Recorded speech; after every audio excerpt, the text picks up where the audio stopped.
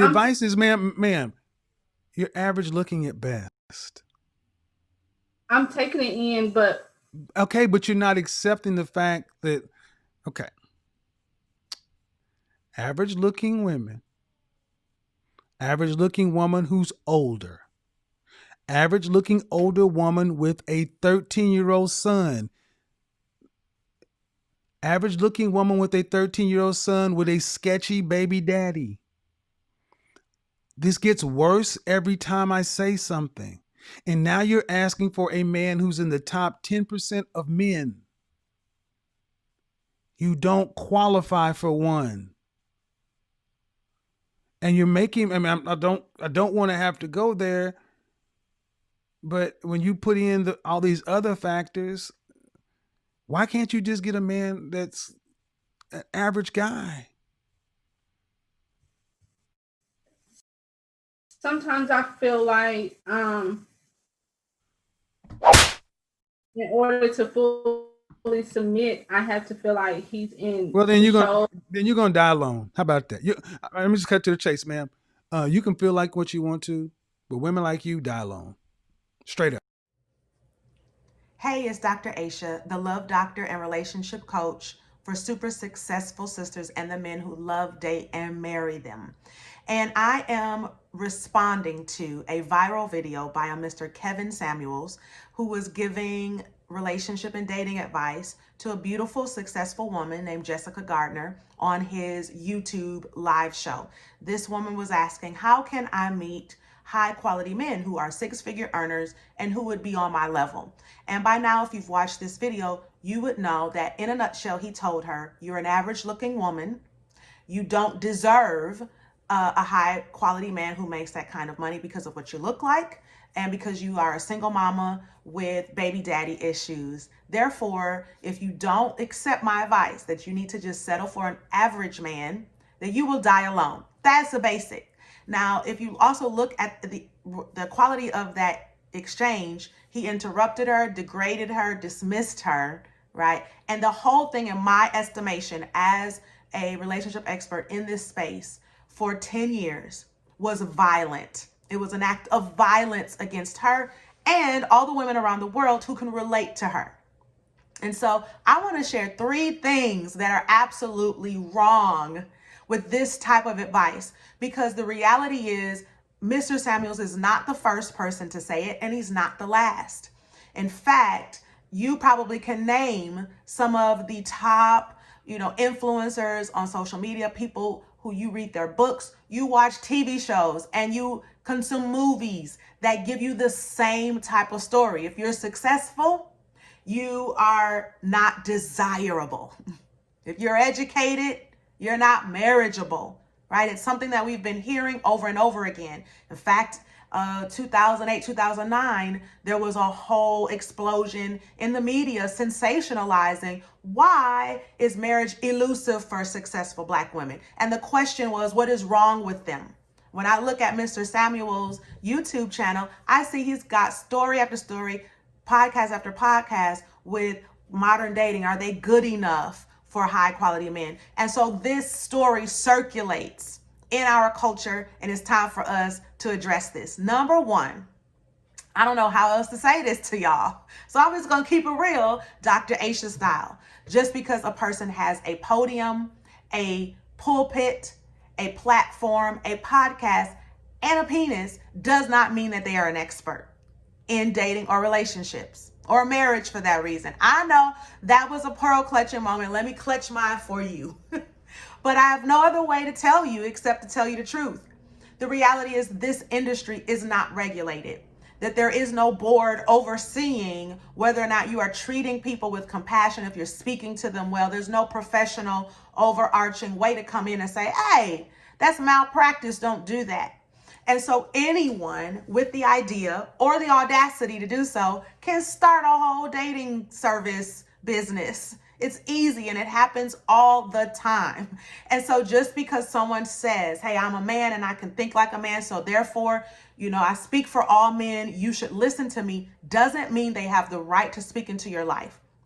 Here's a big takeaway. People have to earn the right to speak into your life, and they should prove that through their methods, through their receipts, right? Do they have proof that what they do works, and it works over and over and over again, regardless of the person's age or location, right, in the world? If they can't show you that, then they're just another person who just has a bigger platform than you, sharing their opinions. All right, number two. Number two is that just because a man is high income does not mean he's high value. And this is why I believe that this type of advice, so-called advice, is harmful and violent, not just to the women who are on the, receiving end of it, but also to the men. Because what it does is say, hey, man, if you make six figures, if you achieve a certain level of success, you now are entitled to buy the love and the type of woman that you want. And so it makes men enter into transactional relationships. Hey, I can give you this. You should be my woman, right? Here, take this money and go shopping. Here, look at my clothes. Look at my account. Look at who I am. I am now, therefore, worthy of your love and your attention. I have worked with men as their coach from the ages of 30 to 60 plus who have entered into relationships like that. They took them shopping around Paris, right? Trying to get this woman to love them, and she did not. And so they are the ones now facing the prospect of dying alone.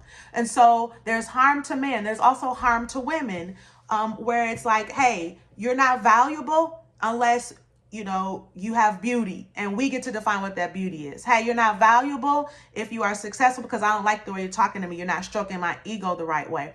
And so for this man to define high income men as high quality men was violent. And it was disruptive to both men and women. I know for a fact from 10 years of doing this work and helping women with my dating methodologies to get married, to start families, to enter into long-term relationships, to attract the kind of men that they want, that high quality men come in all shapes and sizes, and they are attracted to women in all shapes and sizes, right? All over the world, all ages. And so if we define value simply as I've got a portfolio or I've got, a banging body, so to speak, then what we're missing is educating people to create lasting relationships. So we're missing out on skills like, do you have empathy? Do you have emotional intelligence? How well do you communicate? Are you respectful? Do you honor women? Do you appreciate women? Do you honor and respect men? Like the basics, right, have nothing to do with what's in your bank account or what's in your pants either. And so the type of men that this Mr. Samuels is talking about are not the type of men that the women I work with desire to be with. So we've got to stop equating high income equals high value and start digging into the real values that make relationships work. The final thing is I want to talk about this story about successful women and Black women in particular, and about the hatred of Black women and the hatred of successful Black women in particular that has been an infection and a cancer in the relationship industry. Everywhere you look, every movie that you watch, every love story that you see has a bit of this distaste for a successful Black woman, that she cannot have a sustainable, long-lasting, loving, passionate relationship unless in some way she changes herself. She cuts off her hair. She loses weight. She changes how she communicates, right? Like there's something wrong with her is the story. And until she fixes what is wrong with her, then she's going to quote unquote die alone. Let's talk about where this comes from, because this ain't new. This ain't new. This story has its roots in what Bell Hooks, the prolific Black feminist writer and theorist, says. She calls it white supremacist capitalist patriarchy. What that means, in a nutshell, is that the way that the world is ordered by the powers that be is that whiteness is supreme. So whiteness in its thinking, whiteness in its, embodiment, in other words, looking and thinking like a white person is supreme to all others, right? And everybody else is another. They are a heathen. They are suspect. They are less valuable. right? Then you have capitalism, which will order people's value based upon what's in their bank account. It creates a class system that says, hey, if somehow you were able to access wealth, you do that by exploiting other people, taking advantage of other people, and there is research that says the wealthier people become, the less empathetic they are. They have less empathy for people. Right? And so it orders a world that says you are an essential worker, but we're not going to protect you, we're not going to value, we're not going to give you health care, right? So when people ascend and aspire to six figures, they're not just looking for, oh, I've got enough money in my bank. They are aspiring to an idea that says, hey, I'm better than you. So because I have six figures now, then that means I'm entitled to a different type of lifestyle. That is what capitalism will do. And it also will objectify Black women. I mean, if you think about the history of this country built on the backs, right, of enslaved Black people, then Black women, as Issa Rae, the creator of the television show Insecure, once said, it's like Black women and Asian men are at the bottom of the dating pole. We're undesirable, unvaluable, but we will be used. Right? We're consumable. You can use us and we'll build your companies, we'll build your life, we'll be the backbone in your family, but we're not worthy of being cared for, loved, and adored. That's the story that comes out of capitalism. And then patriarchy, of course, is the closer you can get to this version of masculinity, this maleness, then you have more power, you have more authority, you have more right. You get to define everything for everybody else. And I see that in this advice given by Mr. Kevin Samuels, that he believes that somehow he has ascended the ladder and he gets to be able to tell Black women what is wrong with them. It's time for us to get rid of and say no to this kind of stuff, to say no to it and to question it, and to not just send it to your group chats and post it on your page and say, I agree, but to think deeply about it.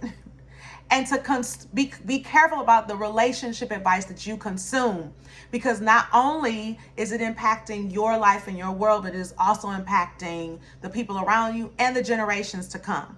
So listen, I know that the people who are in my community, in my world, that you think differently about dating and relationships and about marriage. That's why you're a part of this community. So I want you to help me by getting this message out. I want you to click like and share it. I want you to comment and let me know your response to that video and that exchange of giving advice to this beautiful woman. And then I want you to help me spread the word. We've got work to do to change this conversation. Thank you so much for watching.